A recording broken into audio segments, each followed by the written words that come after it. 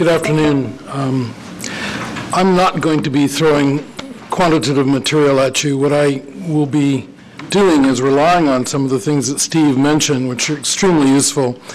One of the things I do now is I consult with an energy strategy consulting firm called Cambridge Energy, and I'm also working a lot in the Western Pacific, South China Sea, and in Burma lately too, which is something to talk about perhaps at question time. What I want to tell you instead is a set of observations that are based on experience, getting to be quite considerable experience in India, going back to the times I was a foreign correspondent in the late 80s, early 90s, a range of experience involving financial writing from Bombay to going up to the Punjab and being on trains that were being blown up, going up into Kashmir. In other words, what I'd like to think, at least I flatter myself, is having a range of experience that introduced me to India at lots of levels, lots of different ways.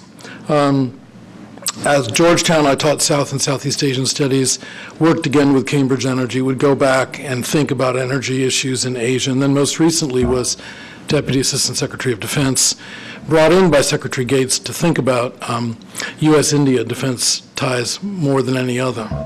At present, I'm an independent consultant. It's the best place to be, isn't it, Rodney?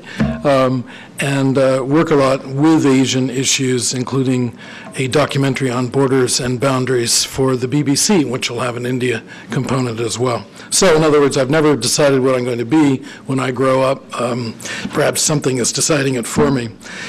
Here's the thing. If you look at the program that the organizers of this fine conference have put together, my thoughts are pretty clear. I don't believe that economic intertwining, entanglements, deepening, engagement, whatever the verb or the abstract noun is that we use, lead necessarily to cooperative outlooks. I think they improve and they balance a policy which during much of the time after 1962 in particular was led entirely by the national security elite, but I do not believe for a moment that they edge out the national security elite's views about things. People, sadly, demonstrably, and the First World War was a terrible example of it, will fight and die for a flag. And by the way, there were a number of books leading up to the outbreak of the First World War which said, one of my favorite is, quote, the impossibility of war, unquote. It's not impossible. And there are trends in play now that actually could lead us to not general war, still a rather improbable outcome, but to hostility, largely because of closed-mindedness in national security communities, primarily in China, but by the way, also in India. So with the remainder of the time, I just want to talk a little bit about some views that I formed along the way and be very, very happy to have you get up at question time and shoot them down. 11 years ago, Harry Harding, Francine Frankel, and a number of us went to India and to China, and we wrote a book that possibly some of you, certainly Rodney, will remember, called India and China, What the U.S. Needs to Know.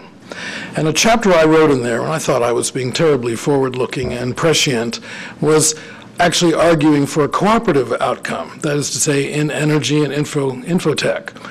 The publishers, any of you who have ever published for academic writers, academic publishing houses, know that from the submission to the publishable manuscript to the emergence of the book can sometimes take several years. So by the time the book appeared, Atalji Vajpayee, the Prime Minister at the time, had gone to China and guess what? Had said, I think we need to work in energy and in infotech. So I was seen, instead of having seen the future, I was seen as having rather sort of climbed on something that had already happened.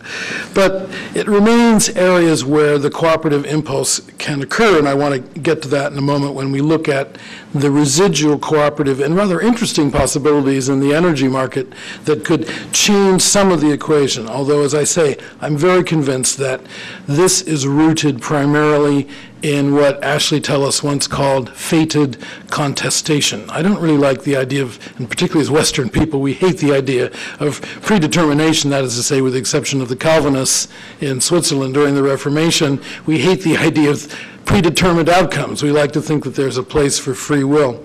But this is fraught, ladies and gentlemen. This relationship is fraught. My entire time in the Pentagon was enabled by something called China. I didn't have to do anything. China was the elephant in the parlor. All I did was my job was to go to all the countries on the periphery, including Japan in a multilateral sense, and say, what is it you think we might do that will signal to the people in Beijing that we're paying attention? That was my job. I mean, I'm sorry, I'm revealing, a high position and good pay for really rather simple job. I was defined, and the job was defined by that aspect, right? And that aspect is central, and it's recurrent, and it's becoming more, as I said a moment ago, fraught for reasons I'll mention in a moment. Now, let's get back to this idea that more business, more money in the Banya's pockets, lead to what? Lead to a kinder, more comprehensive understanding of the other's situation?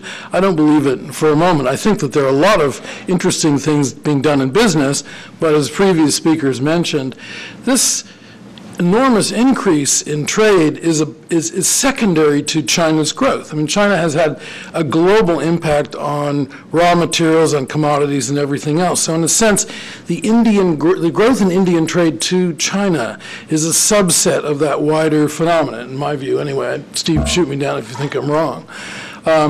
It's skewed, it's structured in a way that doesn't actually enable much commingling in ways that, are seen to be, certainly by academic writers and journalists, as more interesting. Joint ventures in infotech. I think for every Huawei, trainee in Bangalore, he's followed by at least 4 security people. I mean, there's a real lack of interest in actually enabling the competitor. And when we were in China those years ago, and by the way, we were in the Wakhan corridor just 3 days before 9/11, so we were right there at the onset of a very different global climate.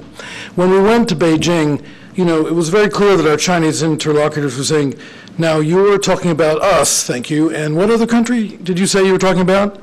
India? Why talk about, this sense that you were not dealing with the same thing, you were dealing with apples and pears. Ladies and gentlemen, this gut level, this visceral attitude to taking India seriously remains exactly as it was 10, 11 years ago.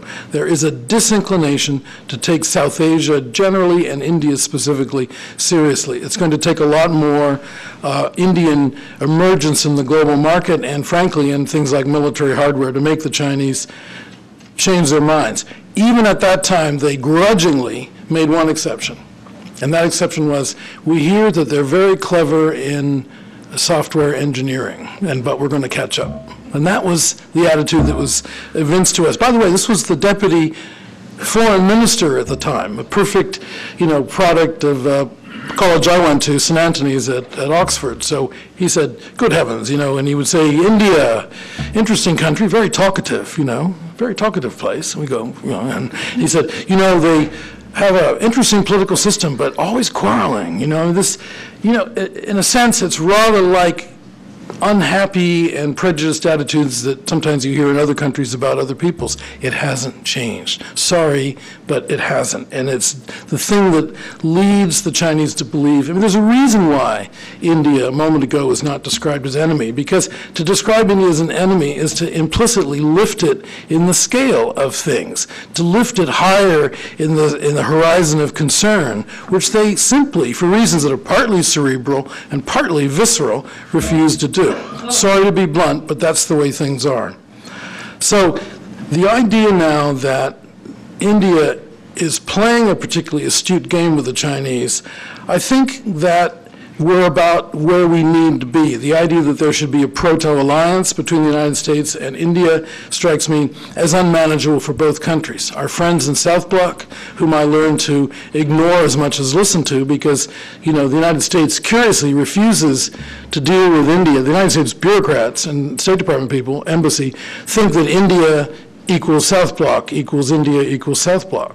And of course, that's like treating the United States as represented by the State Department. It's not at all. This is an open city, so is Delhi. Our problem is we don't play Delhi in the way that, other countries play Washington, which is, it is an open city. So when we needed to do things, of course we bowed low, we made puja to South Bloc, and then I'd find out who I knew in Parliament, elsewhere, knew about things, and then we'd run an end run, which of course endeared me to the bureaucrats, but it was one way to get things done. In other words, the attitude to China and the attitude of the United States by the people who ostensibly manage the relationship is one of putative balance. That is to say, we can't really be seen to be doing what the Americans want because China will take it this way. Partly correct, but partly also, I think, playing to the ideas in South Bloc which are no longer realistic. The truth is, already by 2009, when I left government, the range of relations on the defense side between India and the United States was already greater than any other country with which India was working. I'm talking about the services, the Army, the Navy, the Air Force, the Marine Corps. I'm talking about range of exercises either in the Alpine area or in the sea and other things I can never talk to you about. It's already there. So it's okay to be talking about notional equivalence in the two relationships.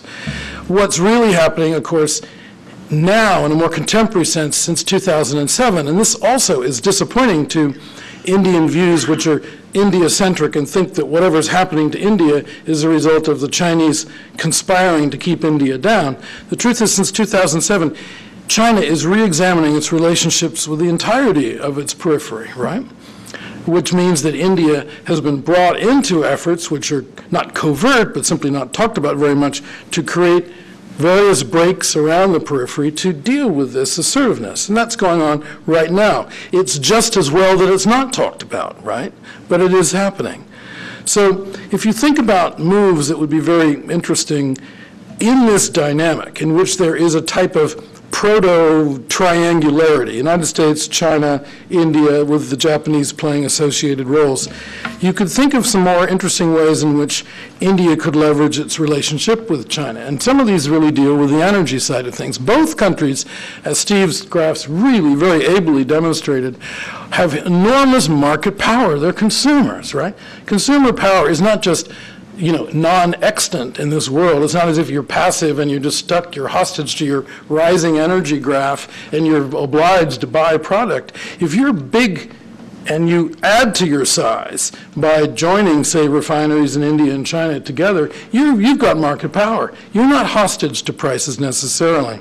That's one thing. And the second thing is why, the Chinese were really smart. They would throw every resource they have in getting some of that Central Asian product, by the way, for which there really is serious prospectivity, unlike the South China Sea, and get it to India. Now, that would be a very interesting strategic play by our Chinese friends. Are they capable of it? Not a chance. And you should be grateful that they aren't. So in conclusion, I won't belabor the obvious. That's what I think. I've been kicking around a long time doing different work. I'll be out in Delhi in February, bringing some investors to the country. But I think that the China relationship is something that is here and here. And it's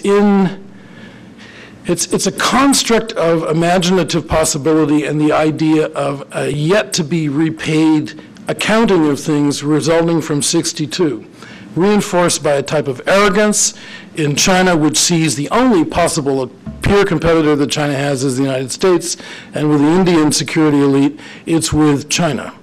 And I don't see any way that commercial interaction is going to change that. So that's my views, and there you are. I look forward to your questions.